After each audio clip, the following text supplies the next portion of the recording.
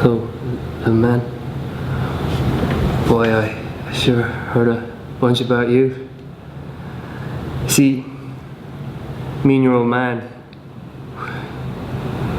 we go back a long way. We were in that Hanoi pit of hell over 5 years. And when you're in a situation like me and your dad were for as long as we were, you take on certain responsibilities of each other.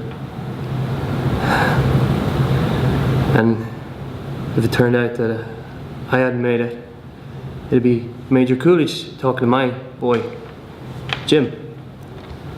The way things turned out, I'm talking to you, Butch. I got something for you.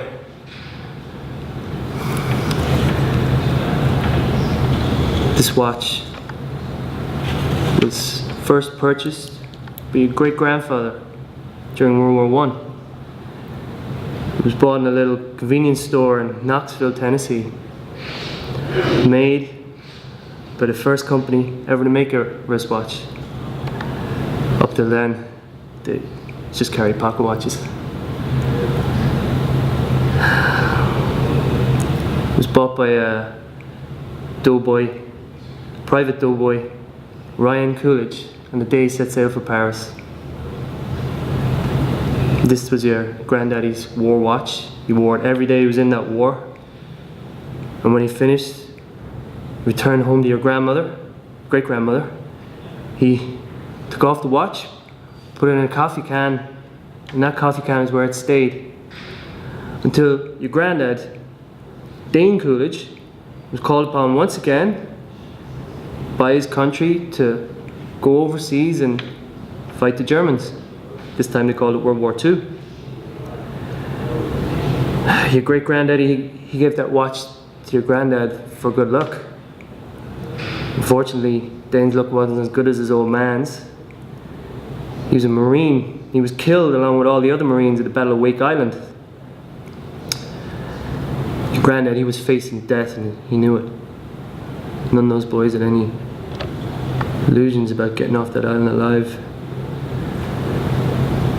3 days before the Japanese took the island, he asked a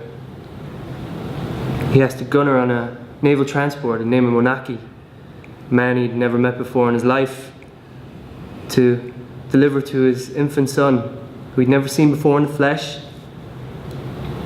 his gold watch. 3 days later he was dead, but Wanaki, he kept his word. After the war was over, he took a trip to your great-grandmother, delivering to your granddad his gold watch.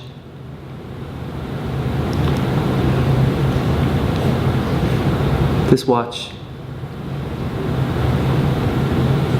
was on your daddy's wrist when he was shot down over Hanoi.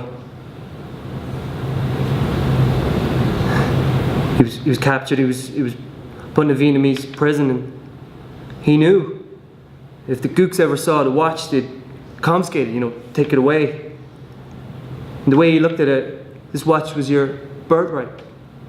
They'd be damned if any slope is going to get his greasy yellow paws in your birthright, so he hid it. In one place he knew he could hide something, his ass.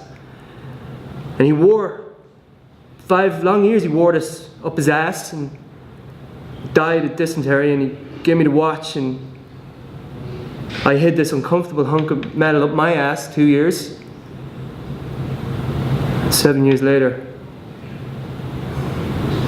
they sent me home to my family.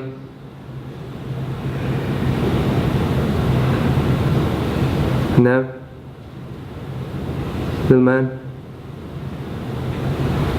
I give the watch to you.